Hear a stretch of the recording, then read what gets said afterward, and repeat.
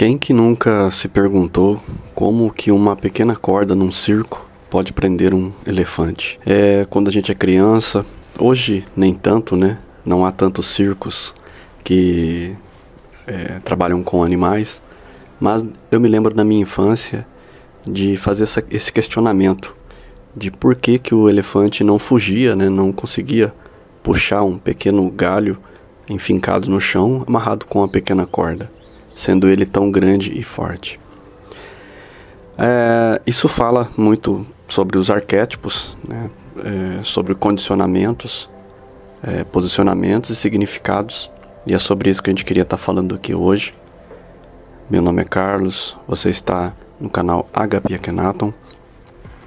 Esse canal estuda os mistérios, poder humano, a influência do poder dos arquétipos na vida cotidiana, e este canal é para lidar com esses mistérios.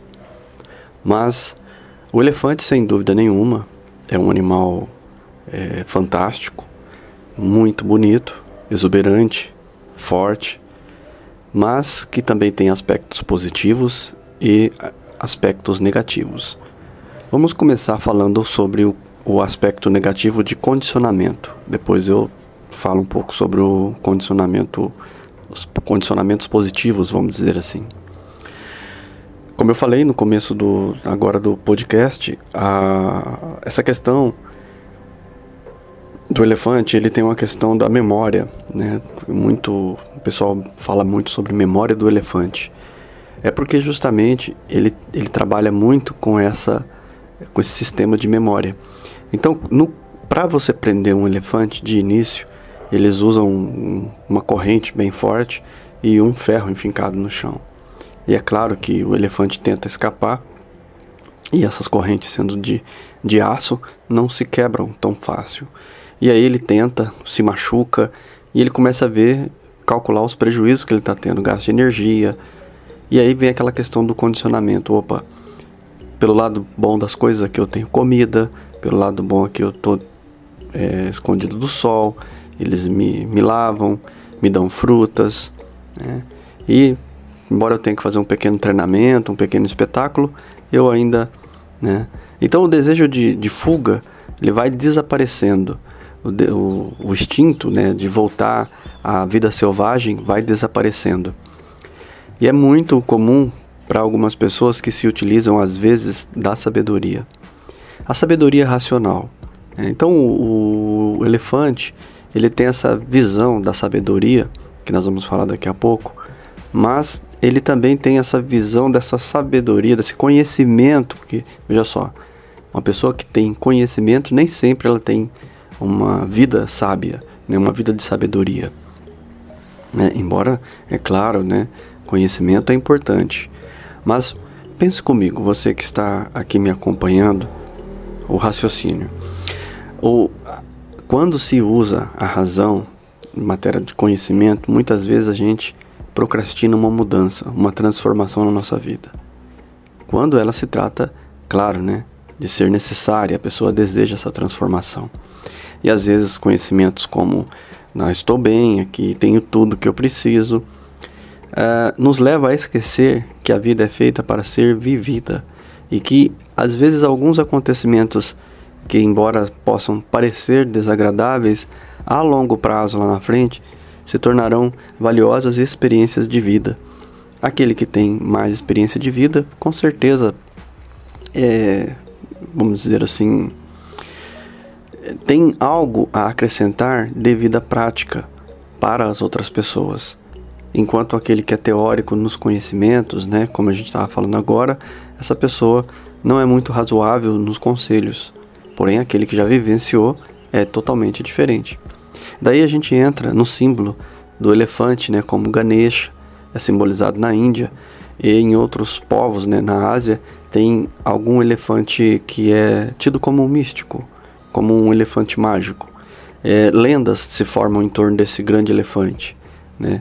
Pessoas falam desse elefante, né, que vem e aparece em certos momentos e traz uma mensagem para essas pessoas, né? No desenho do Mowgli, você vê o símbolo do elefante, né, dentro da mata, né? Então ele é, de certa forma, admirado por todo o planeta. E sem dúvida é um símbolo de sabedoria, de conhecimento, né? Mas é um símbolo forte e feminino também, né? Lembrando que tem a matriarca, né? Geralmente é a elefante mais velha que conduz a manada à migração das estações, né? Quando um lugar vai ficando seco, eles vão migrando para outro e depois voltam quando este lugar chove novamente.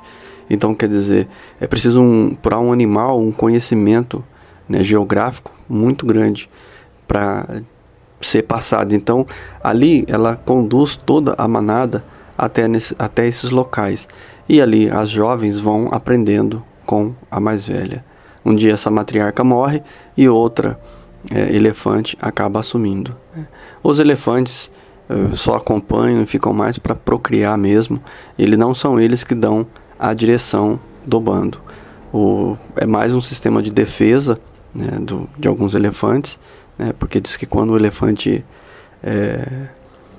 vamos dizer assim, né, ele estoura, né, ele sai batendo em tudo, diz que é terrível, ele sai quebrando muita coisa. Então o símbolo de sabedoria, ele também guarda em si, no elefante macho, um quesito de agressividade, né, de muita força, né, de brutalidade, né. Também é um arquétipo em que a sexualidade ela não é tão definida, então, como nos felinos, por exemplo.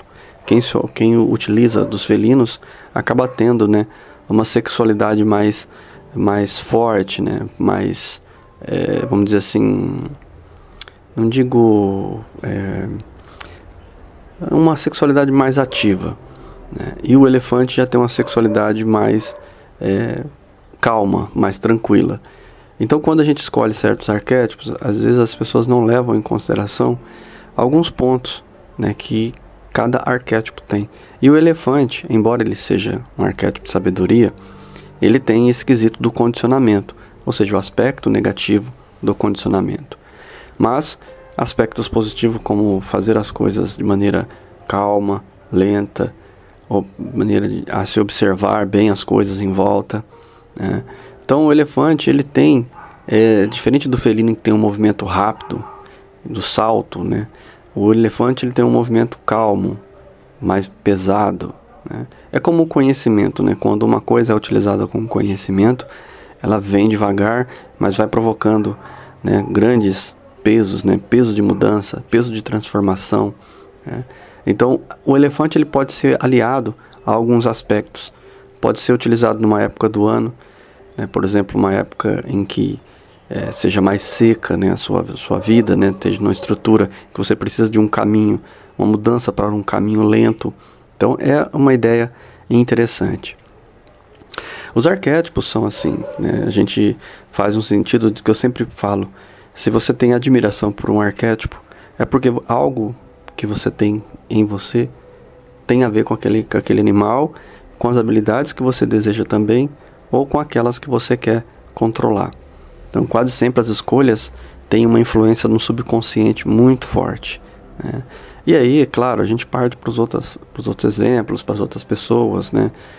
Arquétipos de profissões, arquétipos políticos, arquétipos folclóricos, arquétipos espirituais. Há vários tipos de arquétipos. Bom, cabe a você fazer a sua escolha. E para você que chegou até aqui, como sempre, né, aquele bate-papo, né, mais próximo, né? Quando a gente fala de usar os arquétipos, a gente fala de estudo de formas. E principalmente o estudo do impacto que algumas formas causam em você. Ou seja, quando você observa, por exemplo, uma estátua, os seus detalhes, a sua escultura, né, ou um animal, você tem que sempre fixar a visão que você tem interna, aquilo que você sente quando olha ou está na presença daquilo. É o que eu falo, às vezes o conhecimento racional, ele te impede de sentir essa intuição, de ver algo que às vezes não se traduz com palavras.